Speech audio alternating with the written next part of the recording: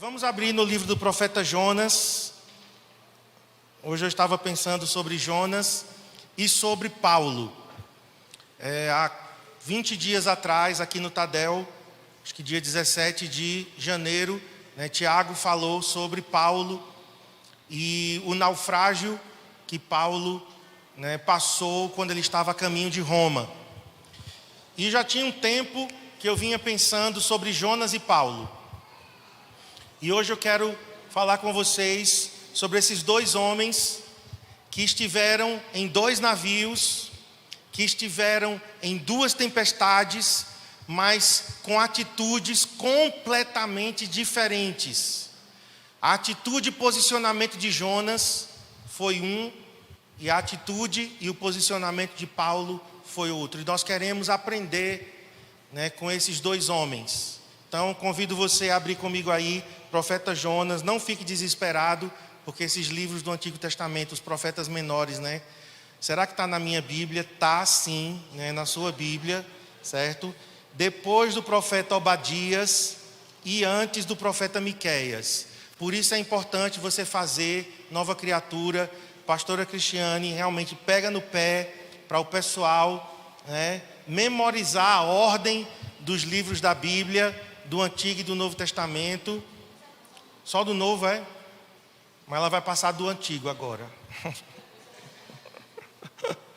Então, Jonas, capítulo 1. Veio a palavra do Senhor a Jonas, filho de Amitai, dizendo: Dispõe-te, vai à grande cidade de Nínive e clama contra ela, porque a sua malícia subiu até mim. Vamos orar. Pai, eu oro, Espírito Santo, que a tua palavra possa ser compartilhada.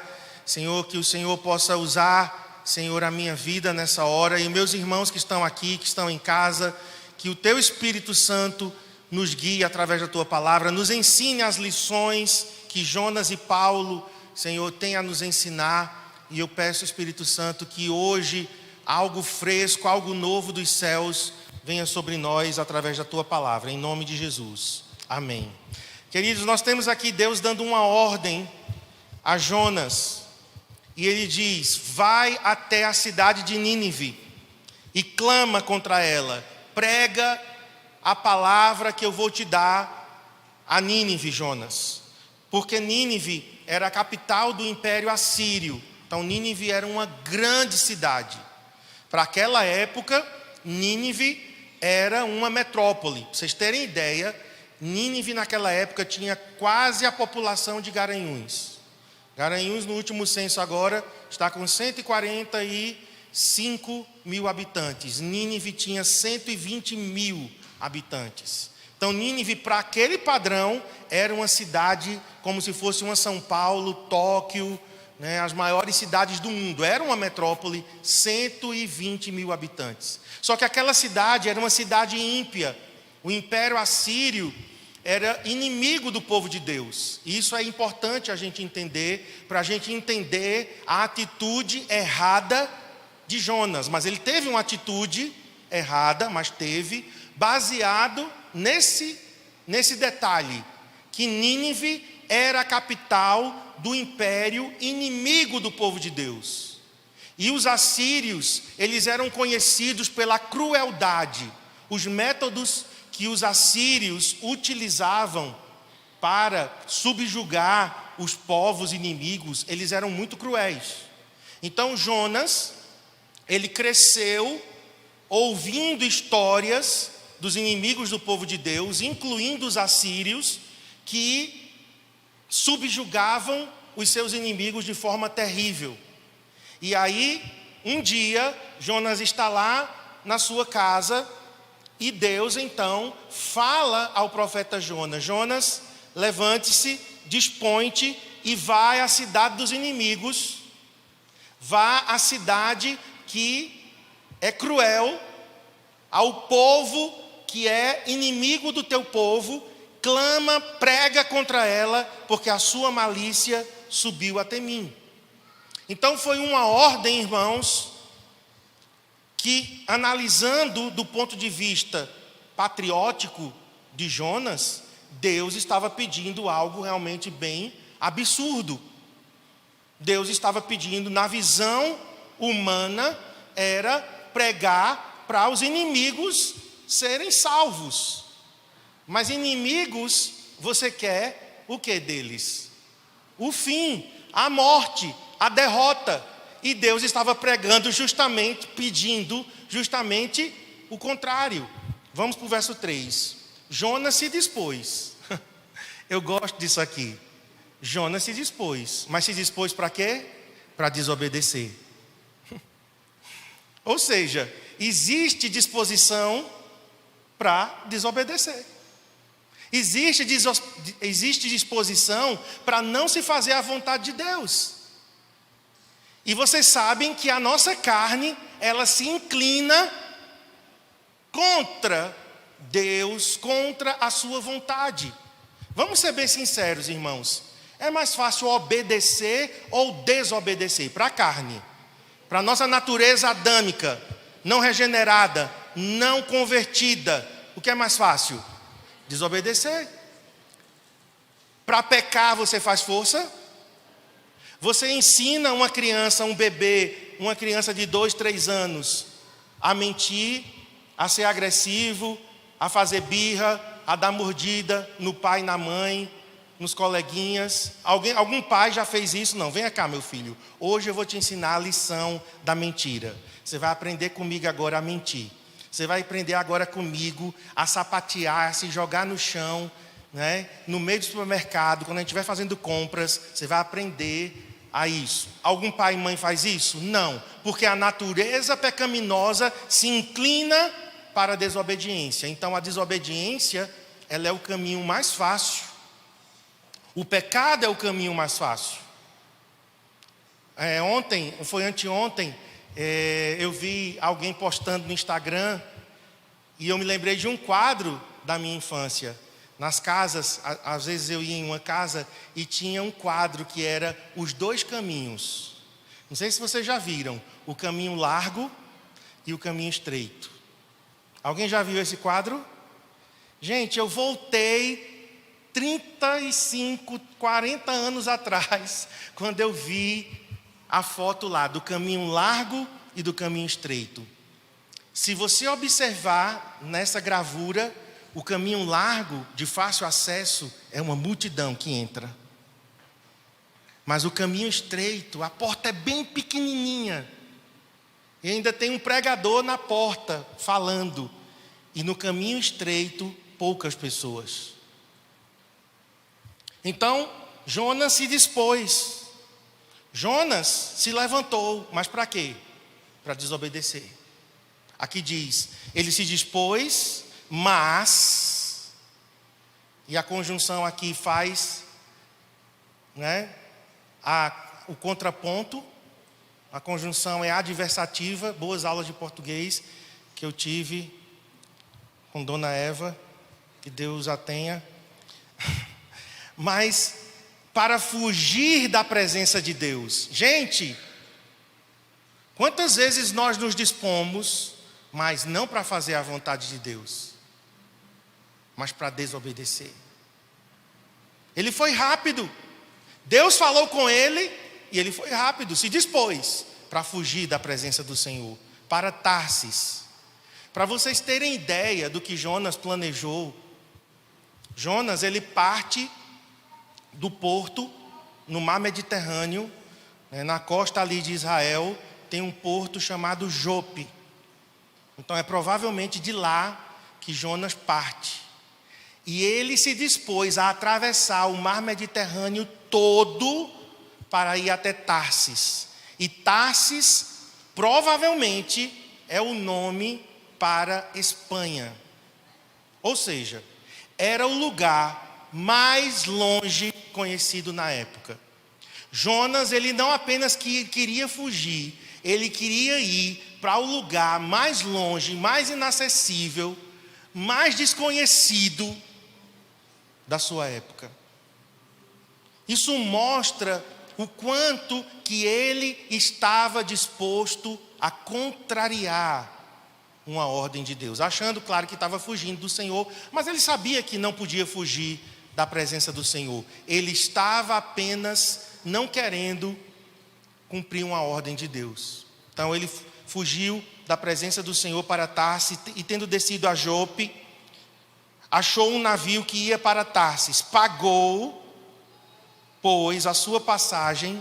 O cara desembolsa dinheiro para desobedecer, né? E para isso o dinheiro aparece. Para o pecado, gente, né? Para o erro, para a desobediência, o diabo facilita tudo, né? E a pessoa achando que é Deus abrindo as portas. Não, Deus está nesse negócio. Um navio que vai para Tarsis, aqui, dinheiro. Então, Deus mudou de ideia.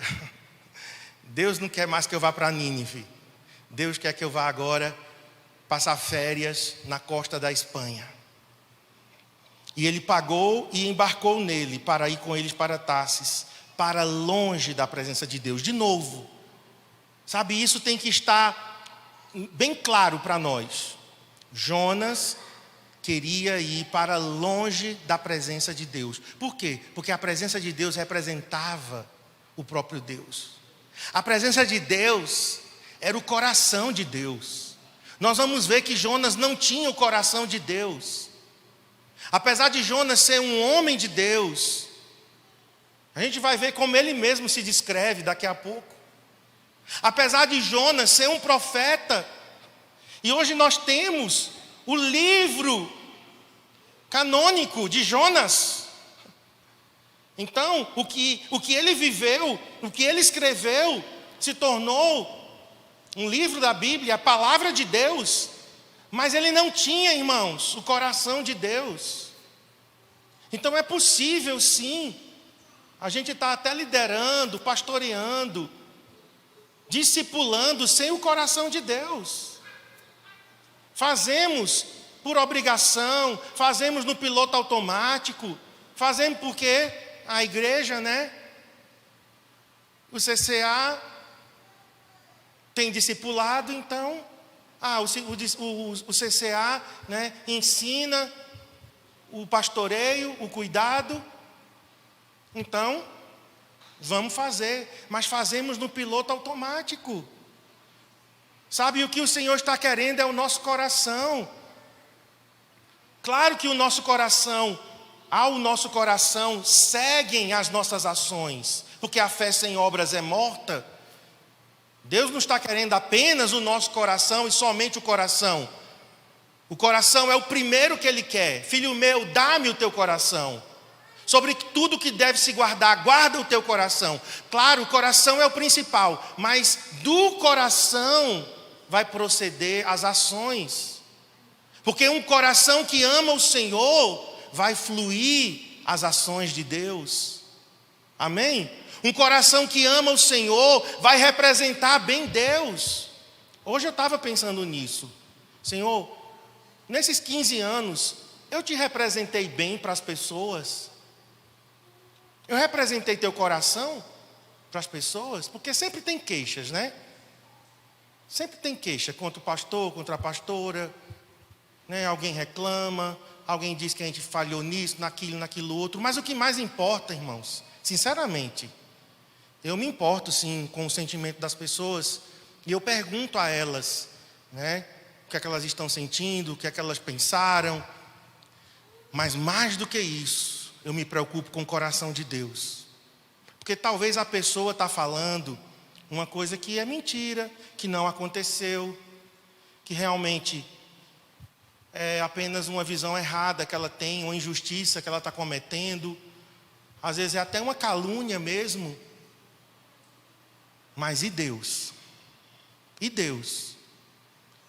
E hoje eu perguntei, né, assim, foi um rápido relance. Senhor, será que eu estou representando o teu coração para as pessoas? Porque, irmãos, às vezes, eu vou confessar para vocês, eu não representei o coração de Deus. E aqui nós temos um homem de Deus que estava fugindo da presença do Senhor, porque não queria fazer a vontade de Deus, não queria representar Deus para aquele povo. E eu vou provar isso. Por que ele fugiu? Vamos para o capítulo 4, depois a gente volta para o 1. E hoje eu vou ficar só em Jonas, viu? Jonas 4, capítulo 4. Depois que ele prega, aí a cidade se converte e Deus não julga a cidade. Isso é o capítulo 3, tá? Eu não vou ler o capítulo 3. Mas Jonas prega, a cidade se converte e Deus então não faz com eles o que tinha dito que ia fazer, que ia destruir a cidade de Nínive. Com isso, vamos para o capítulo 4, verso 1. Desgostou-se Jonas. Irmãos, vamos deixar essas palavras brotarem das páginas. É bom quando a gente lê a Bíblia que as palavras saltam e a gente entende, a gente entra no texto. Querido, Jonas ficou desgostoso. O que é uma pessoa com desgosto? Chateado, sem prazer, sem alegria, emburrado, como diz Josemil, está mufinado, acabrunhado, desgostou-se. Ou seja, Jonas, além de desgostar-se, diz extremamente, então não foi um desgosto qualquer, e ele ficou irado. Ele ficou irado. O cara prega o evangelho, prega a palavra, né? Eu estou falando do evangelho, mas entendam como a palavra. Prega a palavra, a cidade de Nínive se converte. Ou seja, a pregação dele obteve resultado. A pregação dele alcançou as pessoas. As pessoas foram tocadas, foram transformadas. E ele fica desgostoso. Por quê? E aí ele ora, vamos descobrir. E ele orou ao Senhor e disse: Ah, Senhor, não foi isso que eu disse? Bem que eu sabia. Não foi isso que eu disse, estando ainda na minha terra, quando eu estava lá em casa, quando o Senhor falou comigo: dispõe-te e vai pregar a cidade de Nínive. Não foi isso o que eu disse para mim mesmo? Por isso me adiantei, fugindo para Tarsis, pois sabia que és Deus clemente e misericordioso e tardio em irar-se e grande em benignidade, e que te arrependes do mal. Quando Deus falou com ele, irmãos, que Deus disse: vai e prega para Nínive, clama contra ela, porque a malícia dela subiu até mim. Jonas conhecia Deus, e ele disse: a cidade vai se converter, e Deus não vai puni-la, Deus não vai destruí-la, Deus não vai condená-la. Ele falou com ele mesmo. Ele disse: bom, já que eu sei como é que Deus age, já que eu sei que Deus não vai matar aquela cidade toda, então eu prefiro não pregar o evangelho, eu prefiro não pregar a palavra, eu vou para outro lugar. Ou seja, Jonas não tinha o coração de Deus, porque ele não queria que Nínive se convertesse. Então nós encontramos aqui o quê? Um homem de Deus sem o coração de Deus. E queridos, olha, nós temos que ter muito cuidado, porque os dias que nós estamos vivendo são dias terríveis. A Bíblia diz que as pessoas elas serão cruéis, insensíveis. As pessoas serão egoístas, amantes de si mesmas. A Bíblia descreve os últimos dias como os piores dias. E nós podemos ir adquirindo insensibilidade em nosso coração. Sabe, as coisas vão se tornando comuns, o sofrimento vai se tornando comum, normal. A gente para num sinal de trânsito, no semáforo, e aí somos cercados por pessoas pedindo, querendo lavar o para-brisa, vendendo alguma coisa. Hoje de manhã um rapaz veio com uma placa: quero ser empresário. Alguma coisa assim, quero ser empresário, estou começando aos poucos, e ele estava vendendo alguma coisa, um chocolate, alguma coisa. Eu estava sem dinheiro, eu sempre ando com moedas, mas eu estava... Aí eu disse a ele, não vou querer agora. Mas fiquei olhando para ele. E eu fiquei pensando, né? O que esse rapaz sente? O que ele está passando? O que passa na cabeça dele? Quais os sentimentos que ele tem? Sabe, irmãos, eu não quero perder isso. Porque se a gente aperta o botão do piloto automático, você não sente mais nada. Você não se compadece mais de ninguém. A gente se torna cínico, endurecido. E eu não estou dizendo que eu sou o melhor dos melhores não, viu? Eu nem sempre dou dinheiro a todos. Eu nem sempre paro. Mas o que eu estou dizendo é que a gente vai sendo envolvido, engolido por um sistema brutal. E a gente não tem mais sensibilidade e compaixão. A gente não pensa, Deus, o que o Senhor está pensando? O que o Senhor está pensando? Ontem nós vimos, né, a Turquia e a Síria sendo arrasada por uma série de terremotos. Já teve mais de 60 tremores. 5.000 mortos. Sabe, quando eu li a primeira notícia, eu pensei assim, não, mas é um país muçulmano. E eles odeiam Israel. Porque o presidente da Turquia é inimigo ferrenho de Israel. Não, é inimigo de Israel, é inimigo do povo de Deus. A Síria queria ver Israel aniquilado. Quem sabe isso ainda é julgamento de Deus? Esse é o primeiro pensamento. Mas, irmãos, eu comecei a ver algumas fotos, a assistir alguns vídeos. E quando eu vi crianças, uma criança de 18 meses, só ela escapou, toda a família morreu. Um desabamento, só tiraram o bebê.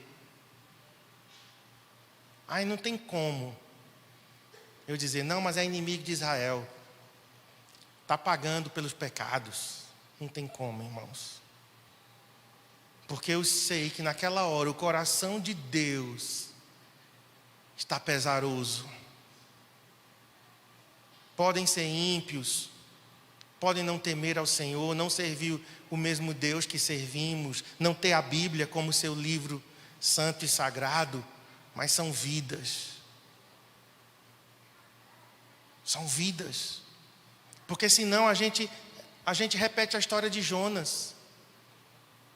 E a gente começa a dizer quem pode ir para o céu e quem não pode. Quem vai para o inferno e quem não vai. Nós estamos como tomando o lugar de Deus. Assumindo o lugar de juízes. De vez em quando alguém me pergunta, e aí, o senhor acha que essa pessoa vai para o céu ou não vai? Antigamente eu queria logo dar uma resposta. Não, vai não. Vai. Até que Deus me corrigiu. Sabe qual é a resposta que eu dou hoje? Eu não sei. Se ela aceitou Jesus como Senhor e Salvador de sua vida, se ela fez de Jesus o seu Senhor, se ela caminhou com Deus, agora eu não posso dizer exatamente quem vai estar no céu e quem vai estar no inferno. Teremos grandes surpresas. Quando chegarmos no céu, vamos ter 2 tipos de surpresa, positiva e negativa. Embora que no céu não vai ter emoção ruim, então estou querendo comparar com as emoções aqui da terra. Mas se a gente pudesse ter sentimentos da terra no céu, você ia ter certeza que fulano está no céu. E quando você chegar lá, procura por todo canto e fulano não está. E também o contrário, você tem certeza que fulano não vai para o céu. E quem vai te recepcionar? Junto com Pedro na porta? Ministério Atmosfera do céu? fulano que você disse que tinha certeza que não ia. Por quê, irmãos? Porque não somos juízes. Ah, mas pelo fruto se conhece uma árvore. Eu sei disso tudo, irmãos. Eu não estou dizendo aqui também que as pessoas que vivem uma vida toda errada, né, e que gostam muito, muito. Qual é o versículo preferido de quem vive no pecado? Não julgueis para não ser julgados. Esse é o versículo preferido. Parece que a Bíblia toda se resume a isso. Não estou dizendo isso. Pela árvore se conhecem os frutos. Mas o ladrão na cruz, ao lado de Jesus, foi salvo na última hora. E Judas, que andou com Jesus, provavelmente, né? A Bíblia chama ele de filho da perdição, então ele se perdeu. Judas, que caminhou com Jesus 3 anos e meio, se perdeu. E o ladrão, que não teve nada, que, como a gente disse, foi salvo pelo gongo, Jesus disse: hoje mesmo estarás comigo no paraíso. Então, nós precisamos ter o coração de Deus. Vamos voltar para o capítulo 1. Então, ele paga a sua passagem e embarcou nele para ir com eles para Tarsis, para longe da presença do Senhor. Mas o Senhor lançou sobre o mar um forte vento e fez no mar uma grande tempestade. E o navio estava a ponto de se despedaçar. Então os marinheiros, cheios de medo, clamavam um ao seu Deus e lançavam ao mar a carga que estava no navio para o aliviarem do peso dela. Jonas, porém, havia descido ao porão e se deitado e dormia profundamente. Então, já falei que Jonas não tinha o coração de Deus, falta de amor e compaixão, e ele desobedeceu para fazer sua própria vontade, fugiu em direção a Tarsis. Então Jonas era a pessoa certa. Ele era a pessoa certa. Por quê? Porque ele era um homem de Deus. Ele era comissionado por Deus. Vai para Nínive, você é pregador. Então ele era a pessoa certa, mas ele era a pessoa certa no lugar errado e com a atitude errada. E deixa eu te dizer, mesmo uma pessoa certa com a atitude errada, no lugar errado, vai ser um desastre para ela e para todos que estão ao redor dela. Porque não era só Jonas que ia morrer, irmãos. Quando Deus lançou sobre o mar um forte vento e fez-se no mar uma grande tempestade, e o navio estava a ponto de se despedaçar, não só era Jonas que ia morrer, afogado nas águas do mar Mediterrâneo.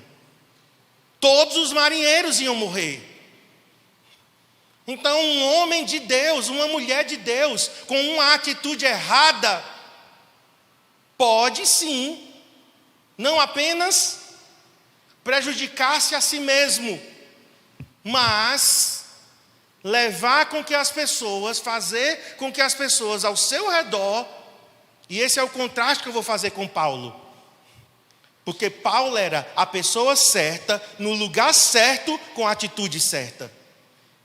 E já estou antecipando aqui, o que foi que aconteceu? Todos foram salvos. O navio se perdeu, mas todos foram salvos. E sabe por que aqui aconteceu tudo isso? Porque eram desobedientes.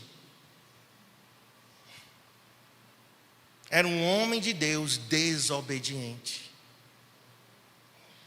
Então já diziam os antigos, nem tudo que reluz é ouro. Nem tudo, irmãos. É um homem de Deus. Você precisa, talvez, conhecer mais a fundo. Porque um homem de Deus e uma mulher de Deus se caracteriza por obediência. Essa é a marca principal de um discípulo. O alfabeto de um discípulo não é ABCD, é obedecer. A pessoa pode ter uma boa fala, uma boa retórica, ser carismático, ser simpático, um bom contador de histórias, mas um desobediente. Você entende isso? Porque nós estamos muito enganados pela aparência, mas o Senhor quer essência. O Senhor quer essência. Em você o Senhor quer a essência. E a essência do cristão é obediência. É o quanto dizemos não para nós mesmos, para dizer sim para Deus. O quanto que a gente renuncia nossa própria carne, vontade, o que a gente renuncia do pecado para agradar a Deus. Porque Jonas era um homem de Deus, mas decidiu desobedecer. Não vou pregar. Não vou pregar a Nínive, porque se eu pregar vão se converter todos. E eu não quero que se convertam. Eu quero que Nínive morra. Eu quero que tudo vá para o inferno. Ele parece que era discípulo de Roberto Carlos. Não é? Que você me aqueça neste inverno e que tudo mais vá para o inferno. Quem gosta de Roberto Carlos aqui, né? Uns fãs do rei. Pessoa certa no lugar errado, com atitude errada e indo para a direção errada. Então vem tempestade. É como o marido, irmãos. Eu falo muito para os maridos, aconselho os homens, os pais. Nossas atitudes não influenciam apenas a nós mesmos. Um marido, um pai, ele influencia seu cônjuge, ele influencia seus filhos. O cara pode não ser líder de célula na igreja, mas ele é líder em casa, quer ele queira ou não queira. Ele pode ser um líder passivo, acomodado, banana, sei lá o que líder ele é, mas ele é. Ele é. E vai refletir. Há muitos anos atrás, antes do CCA, eu inventei de trabalhar em manutenção de computador. Desobediente, viu? Desobediente. Tive muito prejuízo. Mas o que eu quero falar não é sobre isso, não. Que Deus me corrigiu que minha praia não era computador. E eu gostava muito de mexer com computador. Desmontando, montando, placa-mãe. E uma pessoa me procurou. Pastor, meu computador está muito lento. Veja o que é que está acontecendo, não sei o quê. Eu não consigo abrir nada. Isso há muitos anos atrás. Na época do Windows, acho que 98. Lá atrás. O Windows dava aquelas telas azuis assim, parava tudo. Você ligava alguma coisa, ele travava. Aí eu disse, tá certo, eu vou olhar. Irmãos, sabe qual era o problema do computador? Vírus. Sabe por que o computador tinha vírus? Vamos ver se vocês são inteligentes. Site pornográfico. Site pornográfico. Crente. Diácono não, diábolos. Era o diábolos da igreja, era o diacho. Aí eu voltei, né? Eu disse, olha, o problema do seu computador é vírus. E sabe por quê? Porque está sendo acessado o site pornográfico. Eita, meu filho. Uma criança de 5 anos de idade.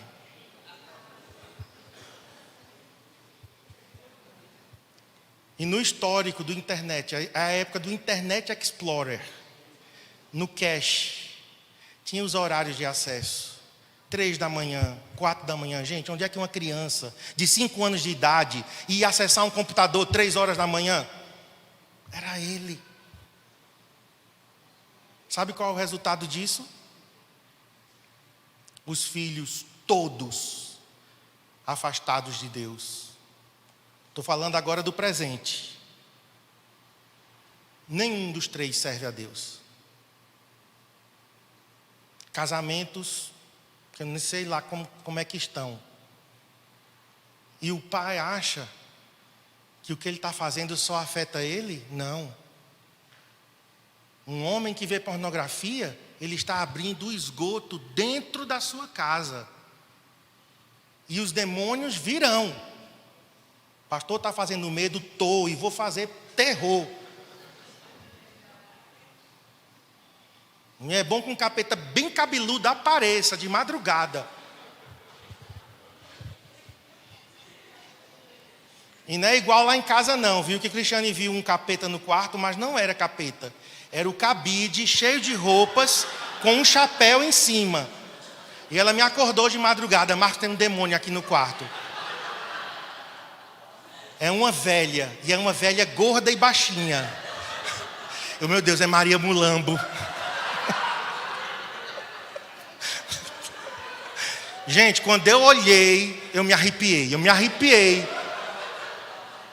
Era baixinha, bem gorda assim, um chapéu. Aí sabe aquele flash assim, aí de repente ô Cristiane, isso é o cabide de roupa que tu botasse o chapéu de praia.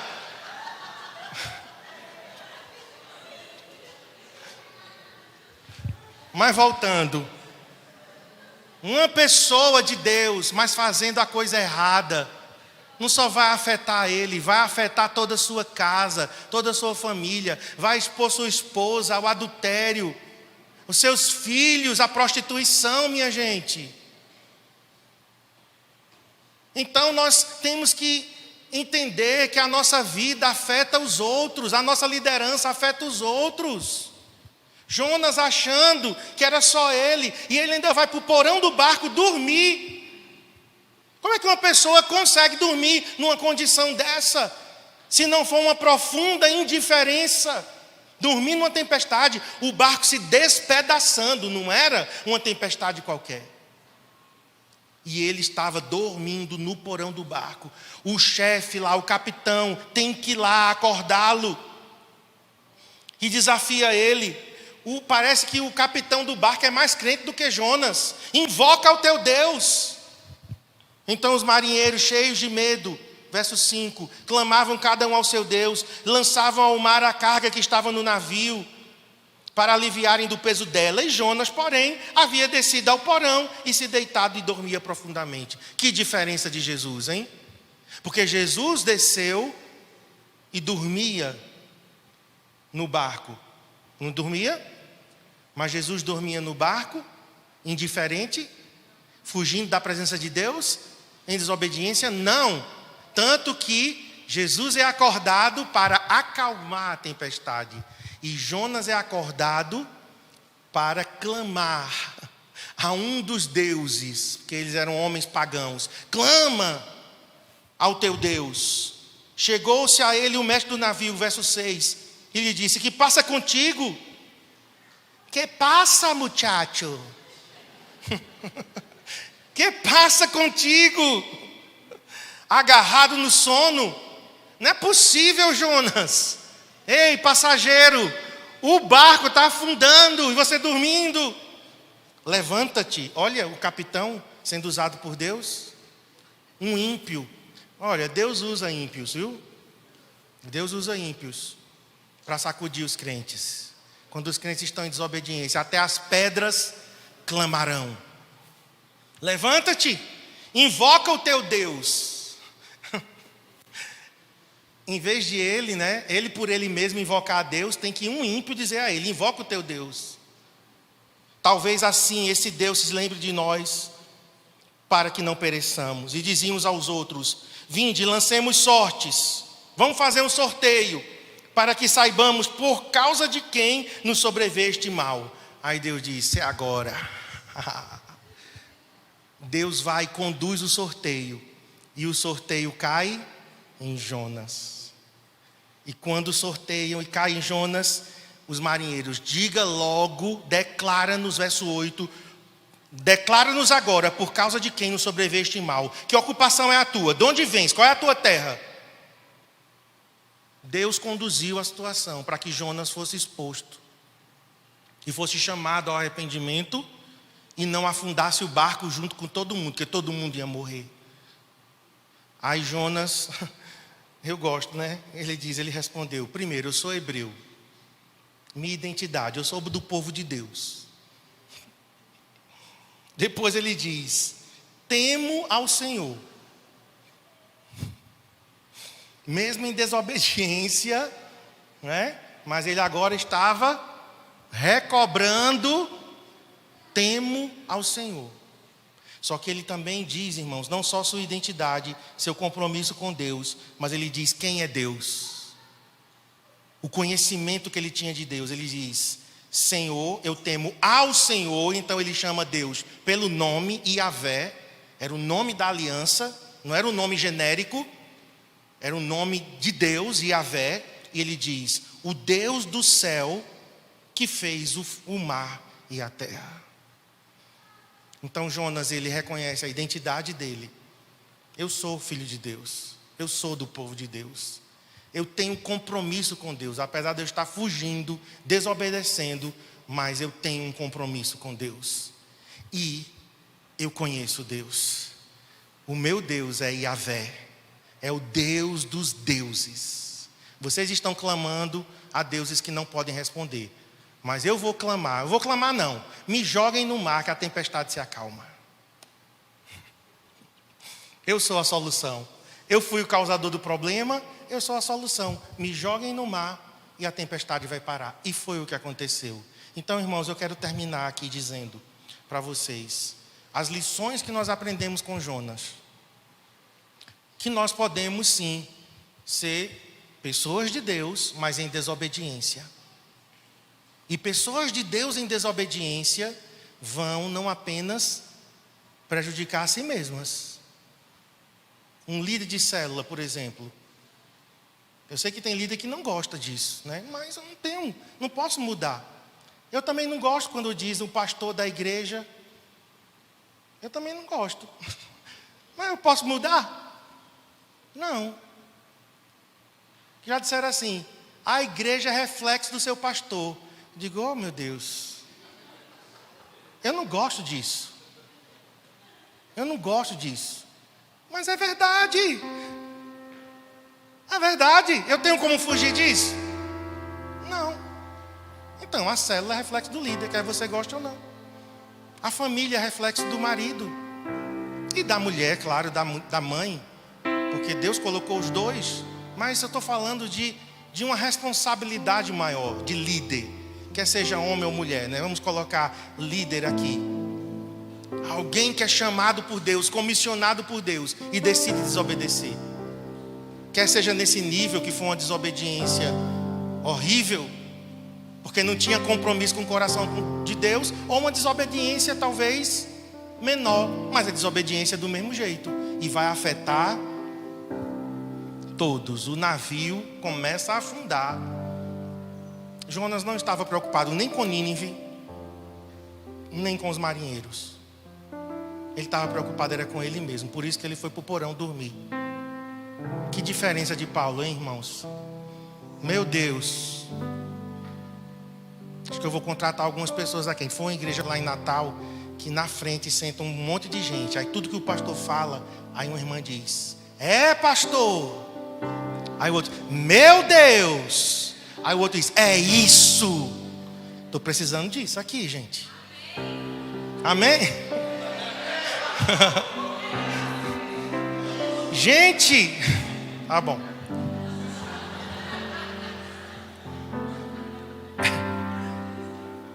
Meus queridos, o contraste de Jonas com Paulo é gritante. Porque Paulo estava numa situação igual. Mas a preocupação de Paulo era com as pessoas. O barco não pode afundar, não pode afundar, não vai afundar. O Deus a quem eu sirvo me disse que ninguém vai morrer. Pegou um pão lá de 20 e tantos dias. Imagina um pão de 20 e tantos dias. E Paulo celebra lá a refeição, come com aqueles homens. Que diferença.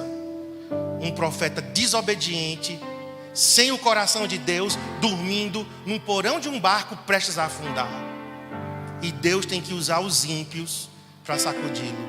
Finalmente, claro que a gente ficou no capítulo 1, depois leio o 2 e o 3, que a cidade de Nínive finalmente se converte. Capítulo 4 tem a crisezinha, né? Tem o milindre do profeta, tem, né, ele todo choroso, mas Deus dá uma grande lição através de uma planta. Mas eu quero me deter ao capítulo 1, porque eu acho que no capítulo 1 nós aprendemos a não ser como Jonas, certo? Só o finalzinho do 1, né? Não, me joguem no mar. Eu vou ser a salvação de vocês se livrando de mim. Me joguem no mar, porque quando eu for jogado no mar, a tempestade acaba e vocês chegam em paz, onde vocês planejaram. E Deus providencia o grande peixe. E aí já é a outra parte da história. Mas vamos nos deter nessa lição. Irmãos, não vamos ser desobedientes. Vamos pedir o coração de Deus. Amém? Senhor, eu quero teu coração. Eu não quero julgar as pessoas, né? E já dar uma sentença para as pessoas como se eu fosse Deus. Não, esse caso é perdido. Não. A última palavra pertence ao Senhor. Amém? Vamos ficar em pé.